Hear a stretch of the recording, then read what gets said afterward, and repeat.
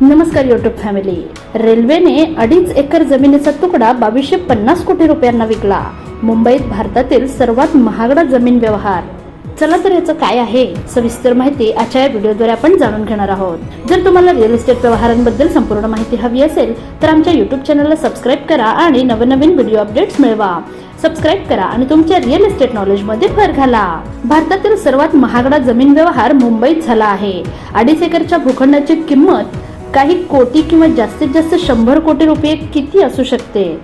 पण मुंबईत रेल्वेचा 2.5 एकरचा भूखंड 2250 कोटी रुपयांना विकला गेला आहे. रेल्वे मंत्रालयाच्या अंतर्गत येणाऱ्या रेल्वे भूविकास प्राधिकरणाने या भूखंडाचा लिलाव केला आहे. हा भूखंड दक्षिण मुंबईतील महालक्ष्मी परिसरात आहे. एका अहवालानुसार 2.5 एकरच्या प्राइम प्लॉटसाठी ही आतापर्यंतची सर्वात मोठी बोली आहे. या बोलीने भारतातील रिअल इस्टेट मार्केटमध्ये दीर्घकालीन भाडेपट्टा हक्काच्या लिलावासाठी एक नवीन विक्रम प्रस्थापित केला आहे.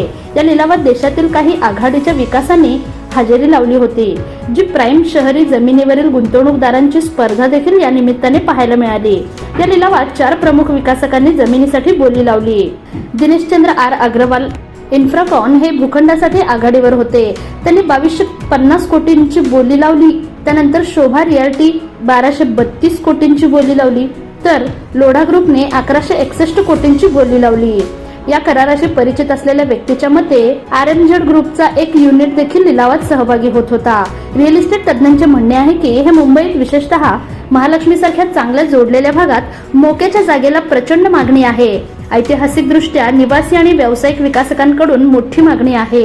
लिलावाच्या कागदपत्रानुसार 99 वर्षांच्या भाडेपट्ट्यावर देण्यात येणाऱ्या या जमिनीची राखीव किंमत 993 कोटी होती. निवडीच्या वेळी जास्तीत जास्त बोली लावणाऱ्या सुरुवातीला 100 कोटी रुपये द्यावे लागतील अशी अपेक्षा आहे. विकासकांना महसूल वाटा आधारावर बोली लावण्याची अपेक्षा होती, जी एकूण 8 वर्षात भरावी लागणार होती. यापैकी 80% रक्कम पहिल्या 6 वर्षात भरावी लागणार होती.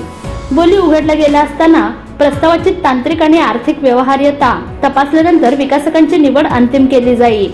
ईटीने RLDA, दिनेशचंद्र आर अग्रवाल इन्फ्राकॉन, शोभा, लोढा आणि RMZ यांना पाठवलेल्या ईमेल प्रश्नांना अनुत्तरित ठेवण्यात आले.